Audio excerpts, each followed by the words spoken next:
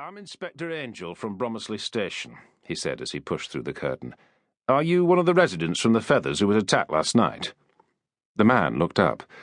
Yeah. He waved the plastered hand at him. Somebody broke my finger. A man, I suppose. Did you get a good look at him? I was asleep. I didn't see anything. Didn't he waken you when he attacked you? No. All I remember is that I was asleep. Then I suddenly woke up and my hand hurt like hell. When I put my other hand to it, I found it was hot and wet, and I realised it was bleeding. I put the light on, and there was a bit of blood and the pain. He shook his head as though he couldn't find words. I was a bit hazy. Must have been the loss of blood. You didn't see or hear anything? No, I told you I was asleep. Everything in the room normal? The door closed, locked and so on? Yeah, I went to the bathroom and rinsed my hand. It cleaned it up, but the pain was horrendous. I rang down to reception. What time was that? 4:10. Angel rubbed his chin. The man must have been anaesthetised at the actual moment of the assault. That's why he wasn't aware of it until he woke up. What's going on in that hotel? The man said. 3 other men have also had their fingers broken in the night. Do you know them? Of course I don't know them. I don't know anybody in this town. I live in Essex. I'm a field sales manager for a jigsaw puzzle manufacturer.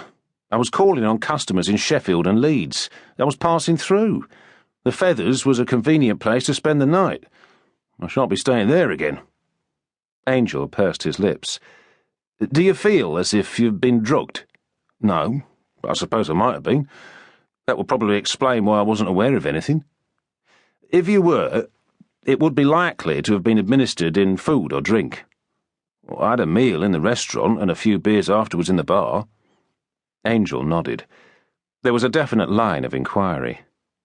He thought a moment and then said, Can you think of any reason why anyone would want to attack you? To get their own back for something, a grudge? Have you any sort of a feud with anybody?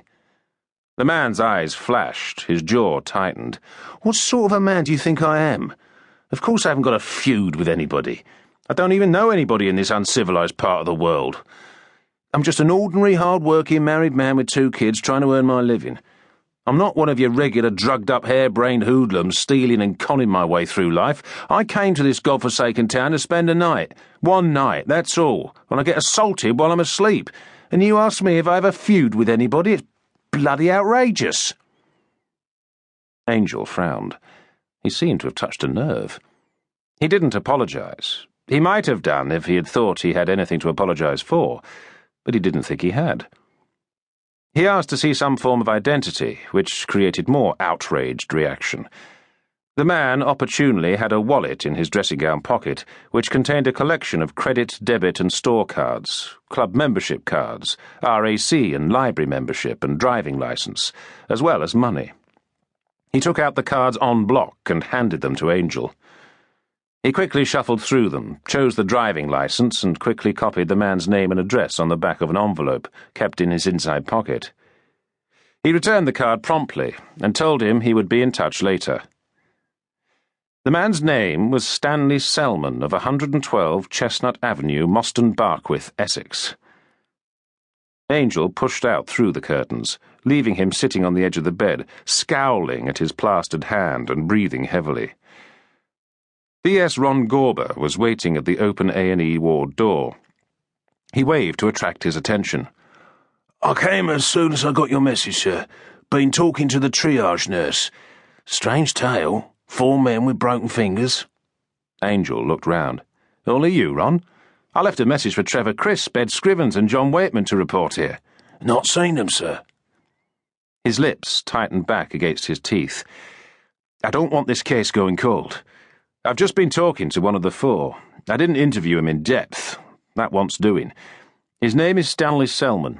The other's in the waiting room. That's this way, he said, pointing along a corridor. They walked as they talked. Very strange, sir. 4 men with broken fingers. Angel nodded. Aye, the same finger on the same hand. There must be some link between them, he said. See if you can find out what it is.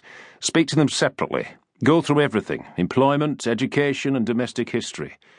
When you've got their identities, ring them through to Ahmed. to keep listening to this audiobook. I've left you a link in the description so you can do it, at no cost thanks to Audible's 30-day free trial.